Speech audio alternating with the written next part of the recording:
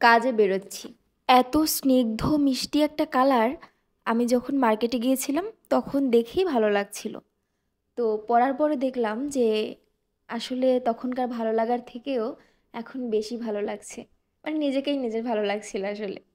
তারপরে আবার এই কালারটার সাথে ম্যাচ করে একটা লিপস্টিক, তারপর গালে একটু হালকা সুন্দর করে ব্লাশ লাগিয়ে দিয়েছিলাম।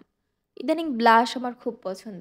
আগে আমি তেমন একটা দিতাম না, কিন্তু ওই যে বলে মানুষ অভ্যাসের দাস, তাই আজকাল বড্ড বেশি ডিপেন্ডেন্ট হয়ে যাচ্ছি।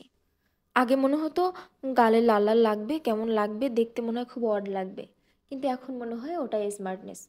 আসলে স্মার্টনেসের তো সেরকম এক্সাক্ট কোনো সংজ্ঞা নেই, এক একজনের কাছে এক এক রকম। তবে ইদানিং আমার ব্লাশটা খুব ভালো লাগতেছে।